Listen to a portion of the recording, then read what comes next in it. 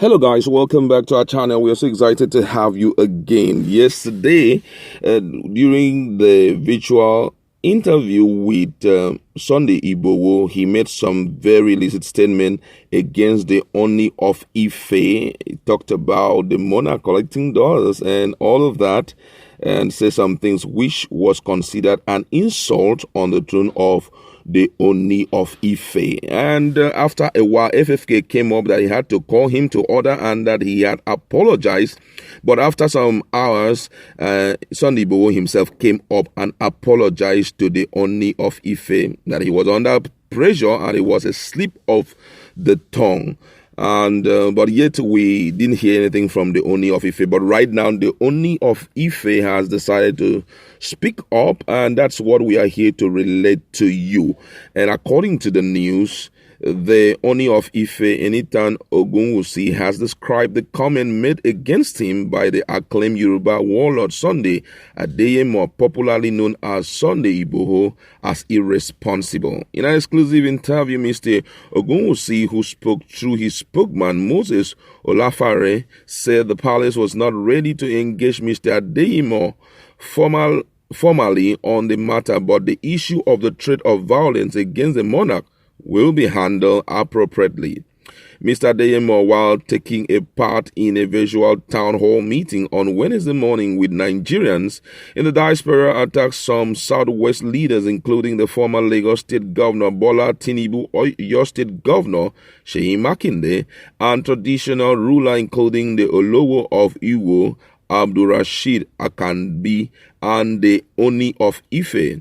He accused the Ooni of receiving dollars from President Muhammadu Buhari when he visited the president's villa recently, and condemned the monarch's comment while addressing the media at the villa. Sunday Igboho described the Yoruba leader as lily liver and called them Fulani slaves. He also threatened to open fire on them or visit and vandalize their property, though he had apologized afterwards. The monarch said no true Yoruba son or daughter would speak in such a manner as Mr. Adeyemo has spoken, saying his conduct and attitude cast doubt on his true intentions in his self-saddled responsibility of defending the Yorubas. He said, and I quote, "We have not made any official statement on the matter, and the matter does not really make any sense to us. If somebody who identifies himself with the cause of Yoruba could be talking in that manner about the Ooni, who is indisputably a spiritual head of the race, then one must wonder whether or not the person has been representing us truly. It gives room to people to suspect your motive." Mr. Olafare said, "For a man claiming to be defending a race to be attacking the same people you claim you are defending leave much to be desired." Speaking on the allegation that the monarch collected money from the president, the spokesman said the allegation is not only irresponsible but also lacks substance. He made some very responsible allegation. You know, when you make allegations that you cannot back up with evidence, that can only portray you as an irresponsible man. If you make unfounded allegations and then you want to use allegations to further justify your claims as the generalissimo of the race, it is up to the public. It's so unfortunate. If you say they only had collected money, I expected him to show evidence. You say he had collected dollars. Irresponsible allegation is irresponsible allegation if you cannot back up whatever you allege with acceptable evidence. Those were the words of Mr. Olafare, who is a spokesperson for the Ooni of Ife.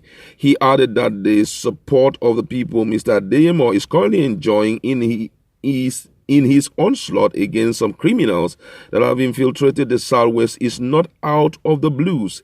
He, however, cautioned him against reckless comment and allegations, saying they do not portray him as a cultured Yoruba man with moral values and virtues. According to him, he said, if you are doing something and people are hailing you, you don't think you need to allow that credit to get into your head and start to misbehave. If you could open your mouth and call Oni such unprintable names that you call him, that shows the kind of Yoruba man that you are. I do not see any reason that will make me describe a Bale who is of lower rank on the traditional ruler's ranking with such unprintable names. If I cannot do that to a Bale, why should I say such a thing to an Oni? It's not good. It does not portray anybody as an Omoluabi, as a man of Yoruba virtue and values. In any case, if you're fighting for the liberation of the people, this is a responsibility that is self-saddled. You choose to, and for you to succeed, you need the same people that you are representing. Otherwise, you would not succeed. Is this the way you are going to get the support of the people you are representing when you start attacking the same people? People will back out. That is just it. Whether you like it or not, some people are following you because of that same Oni.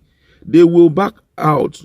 On the threat of violence, Mr. Lafare said, well, he said that in a video that is well circulated, and the video must have gotten to security agent who would see beyond what we are seeing. It is a threat to life if you say that if somebody is going, you are going to waylay the person and fire him. If you are bold enough to say that to anybody, not to talk of even an Ooni of Ife, I believe that security agents will see that as a threat to life. While we are not ready to report any matters to the security agent, I believe that they will know what to do. This is really a serious statement coming from the spokesperson of the Ooni of Ife. But then, whatever that they are saying right now, if you notice that they are very careful with words, just to show you that the apologies may likely have gotten to the Ooni of Ife, and with the apology, I don't think that they are going to go extra mile, because you know that this guy is just new in this journey, and being that he was like, I'm not getting enough support the way I should get, especially from the traditional rulers and from some key political elites. And that made him to make this statement. I also want to use this forum to appeal to the Ooni of Ife to please forgive him and take him back as a son, and possibly repeat prayers of success on his life. Let's just look at it as a slip of tongue, as he had said in his previous video, and see how we can accommodate him. I know it's very disheartening to hear him talk, and one of the things that is most important right now is to see how he can avoid interviews with some of these media people, because sometimes they try to push word into your mouth and try to hype you so much to an extent that you can misfire without knowing you just did vocally. And if these guys, they would take those words hook, line, and sinker, and will publish it. Before you know, you are running into trouble. I want to also use the opportunity to thank FFK for coming in very quickly to appease the situation, and that is really, really commendable, because that's just one way to disunite them, and this purpose will flop a great deal. It's self-saddled. That's the responsibility he has taken to self-help the people of Yoruba, and it should be appreciated. We should just sweep everything he has done to the bin and still watch out for him and put him online, try to regulate him, but to tell him to stop, for me, that is not a good one. Whatever he's doing shouldn't take laws into his hands, but he should do what he's supposed to do so that peace can return back. Because guess what? Security is the bedrock of any nation's development. Without security, I can't guarantee that you can succeed in any strife, because the people, first of all, when they come in, whether you are bringing in international business people or creating bilateral business relationship with other countries of the world to open the door for their people to come in, first thing that is overly important is they want to see your rating when it comes to global security.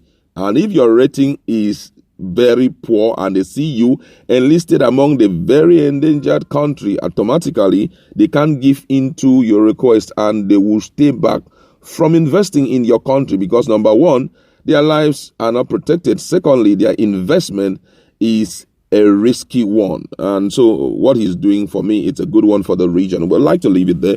What do you think about the comment made by Ooni of Ife? Let's